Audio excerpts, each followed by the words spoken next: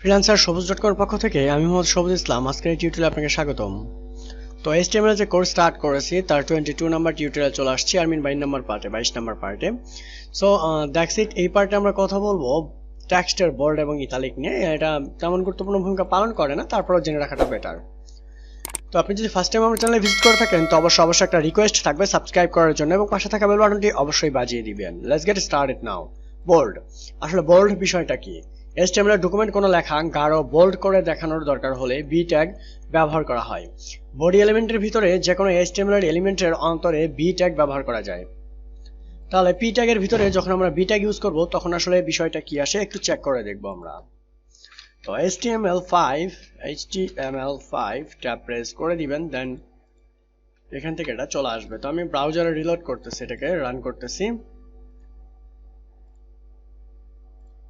ওকে, তো এই যে মাঝখানে বি ট্যাগ যেখানে আছে সেখানে বড় আকারে দেখা যাচ্ছে, বাকিগুলো সবগুলো সিম্পল টেক্সটে আছে।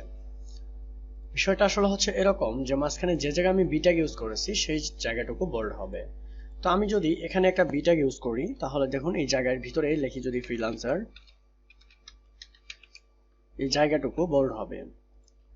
আপনি দেখুন এখানে আদারওয়াইজ ফ্রিল্যান্সার কোনো জায়গায় নেই। আমি যদি রিলোড করি এই যে ফ্রিল্যান্সার চলে আসছে বোল্ড আকারে। এটাই হচ্ছে মূলত এই বোল্ডের কাজ। বি ট্যাগের পরিবর্তে স্ট্রং ট্যাগ নামে আরেকটি ট্যাগ ব্যবহার করা যায়। একই কাজে, শুধু পার্থক্য হচ্ছে এসইওতে স্ট্রং বেশি ফ্রেন্ডলি। এসইওতে আমরা যখন দেখব তখন স্ট্রং ট্যাগটা ভালো কাজ করে। তো আমি যদি স্ট্রং ট্যাগ দিয়ে দেখি, চেক করতেছি আমি।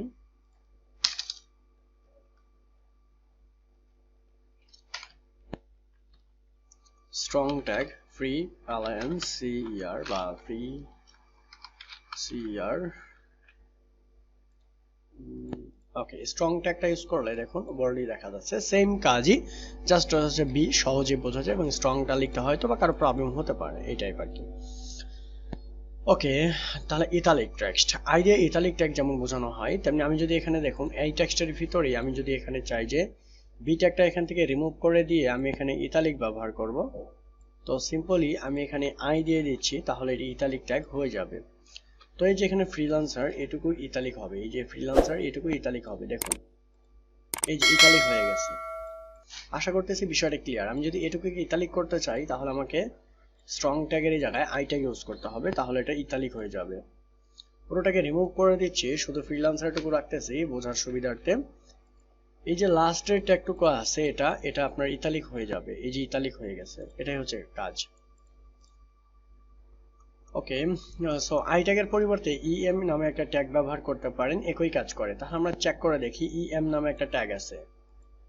তো আমি জাস্ট এখানে EM ইউজ করব, তাহলে EM দিয়ে দিচ্ছি, সেম কাজই করবে। দেন আমি যদি এখানে রিলোড করি, সেম কাজই করতেছে, ঠিক আছে।